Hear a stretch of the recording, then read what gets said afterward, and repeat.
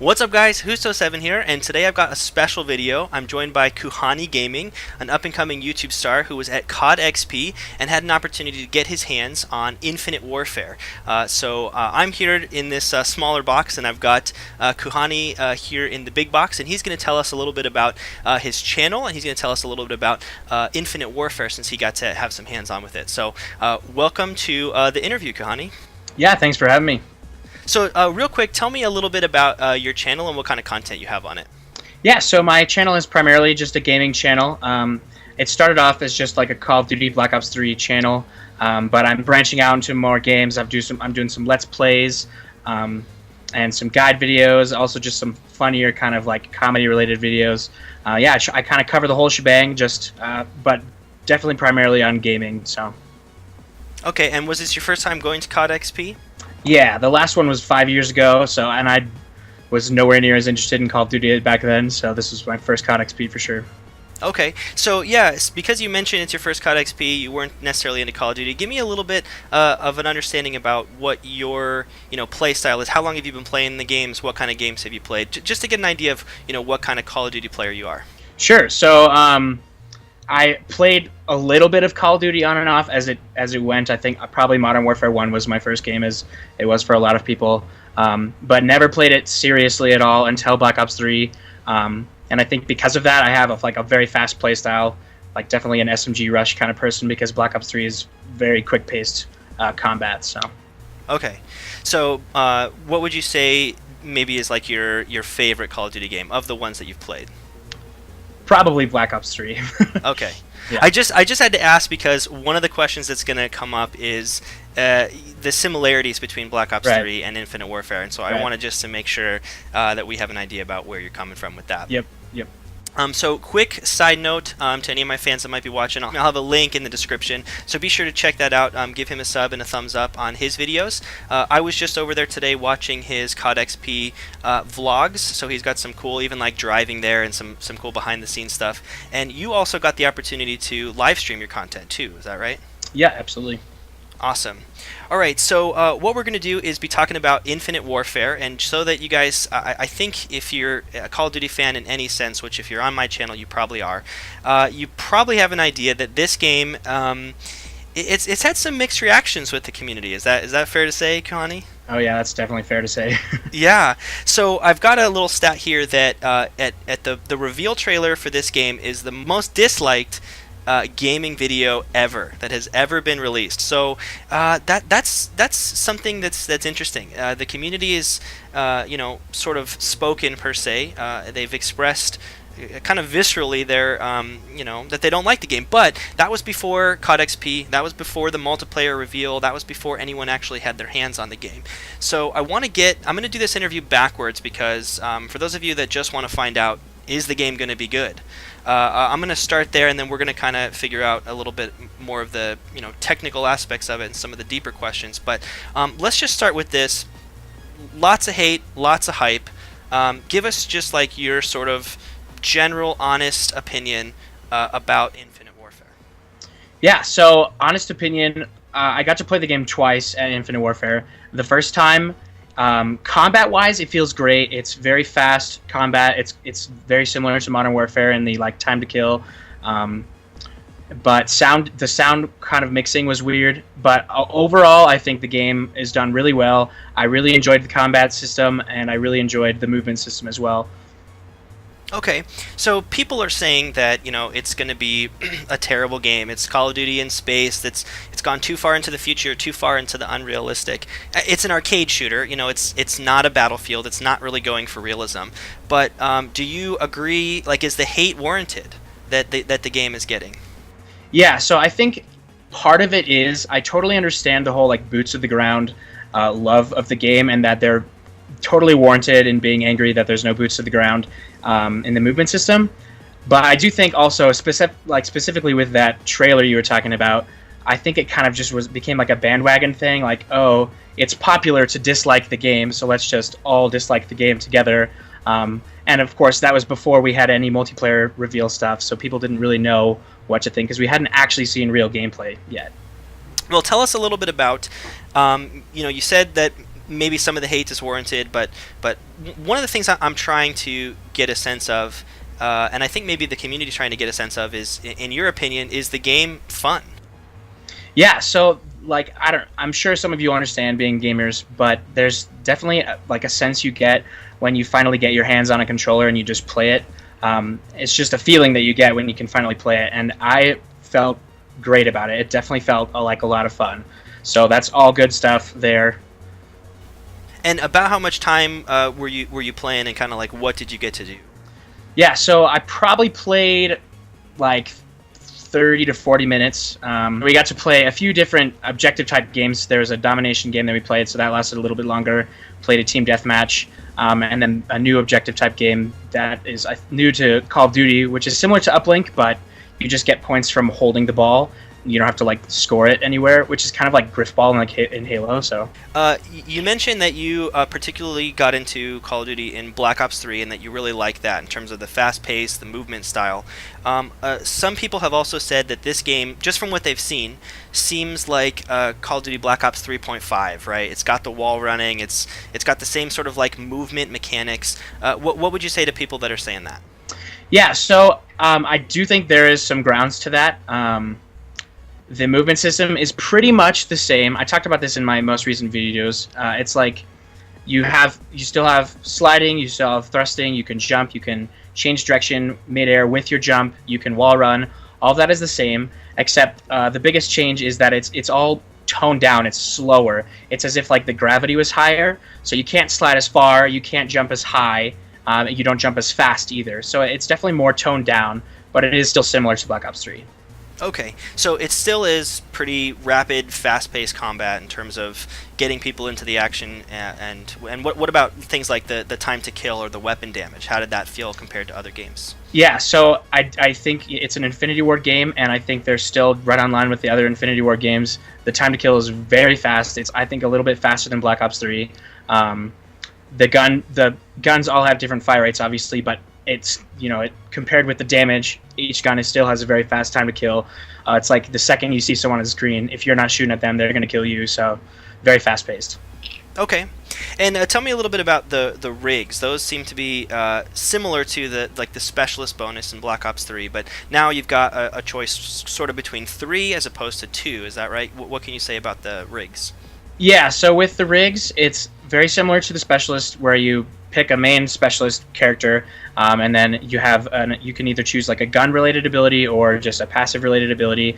But then there's also a third option now, which is a trait, and it's kind of like an extra perk that you get that is associated with the rig that you choose. It doesn't cost any like pick 10 points. It's just completely associated with the rig that you choose. They're definitely like passive oriented perks, so you can pick a perk that will like make you slide farther or something like that. But they're definitely all it's an interesting way to change things up and give you more what's the word? Variety?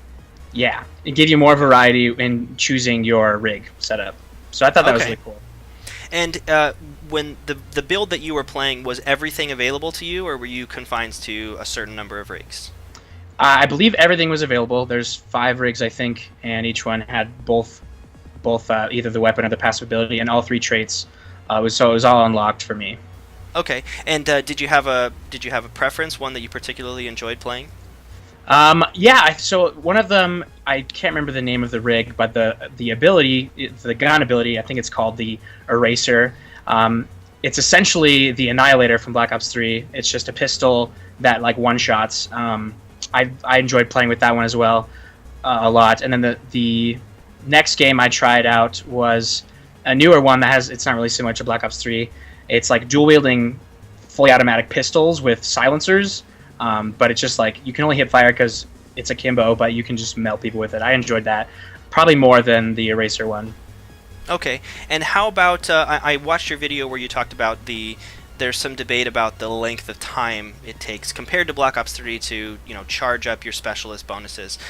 What would you say? I hate to do the comparison game, but because Black Ops 3 is familiar, how would you say it relates to getting a specialist ability or a weapon in that?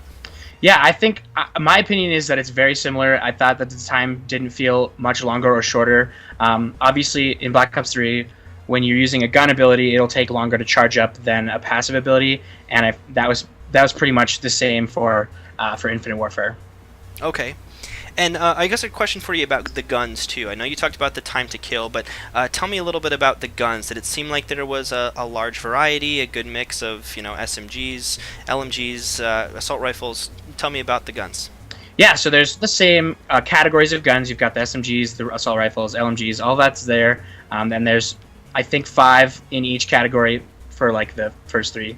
There's 5 SMGs, 5 assault rifles, 5 LMGs.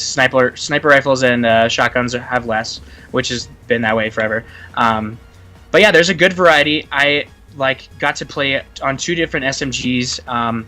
And there was a huge difference just within those 2 SMGs. Like I used probably the fastest fire rate one. It's kind of like a Vesper. And then I also used another SMG, which was really slow fire rate, like a lot slower than any SMG that's in Black Ops 3. So I thought that was really interesting. Did you get a sense? I know you only got to play for a little while, but some games it seems like an AR is going to be more dominant. Other games it seems like really dominated by SMGs. Did you get a sense about maybe which weapon category would kind of rise to the top? Yeah, so I think a lot of that also has to do with like the maps that are in the game, and from I only tried I think 3 different maps, but they're definitely small overall. I didn't get to see any larger maps, so one would think that because the maps are small and like close quarters, an SMG would dominate, but with the time to kill and the fire rates on the assault rifles as well, I think it's actually really balanced.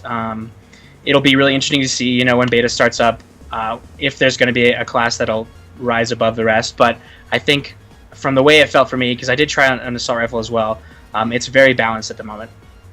Okay. And I heard you mention this earlier too, and in the briefing at COD XP, they talked about the Pick 10 system is returning, but they kind of teased that maybe there were going to be some changes to it. So tell us a little bit about Create a Class and what the Pick 10 system looked like.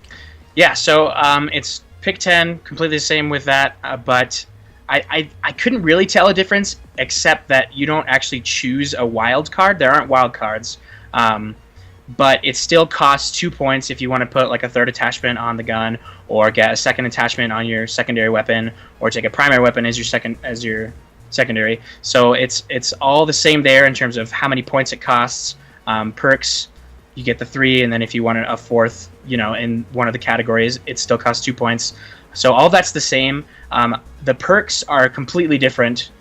Like I mean, there's no like fast hands or anything like that. So there's definitely a big change in perks, but attachments are pretty standard. There's a few attachments that aren't really in the game. Like there's less choices for attachments. And I think part of that might be because of the new salvage thing and the weapon variants. I think they took away some of the attachments because they knew that if someone got their hands on a weapon variant that had reduced reload speed, and then they also put on fast mags, it would just be stupidly OP. Okay. So there's no fast hands. So there's a couple attachments that are not there anymore. Okay. And did you get an idea? I know you just even mentioned some of the weapon variants, but did you get an idea about player or character customization? I mean, are things like camos? I mean, one of the things that, love it or hate it, the community is divided on is the end card, the victory announcement at the end of Black Ops matches, where people are doing the dab and dances and stuff, and crazy gun camos. Did you have a sense about some of the customization or some of those little effects-driven things in the game? Yeah, so for us, I didn't get a chance to do any customization in terms of appearance for the weapons or the rigs. And at the end of the game, there's no end screen where the players are standing there and you can do a taunt. None of that was even in the game at all. It just showed the scoreboard at the end of the game, and then that was it. All right. So it was probably technically an alpha build, and we'll have to wait to beta to see, and maybe even wait till launch to see. But I'm going to just go ahead and say it. You heard it here from Kuhani. No more dabbing at the end of the matches. So if some of you are gonna miss that, others of you, I think, are gonna not miss it, and so we'll see. No dabbing there.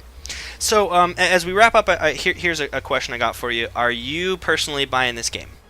Yeah, so I've actually already bought it with the COD XP ticket. One of the options was a package that also came with the game pre-ordered. So I've already bought it, and playing the game there, I didn't really regret that decision at all. I'm excited to play it. So yeah, I've already purchased it. Awesome. And what kind of content can we expect to see on your channel once it comes out? Oh, I'm going to be covering class setups. I'm going to be covering awesome gameplays, nuclears. This game has like a different kind of nuclear system, but yeah, I'm going to be a huge variety, funny things that'll happen, funny moments. But yeah, I'm going to cover it all. Okay, awesome. Well, is there anything else that you want to tell us about the game? I would just say, don't judge a book by its cover. We do have a little bit more content to look at, but I would say just wait.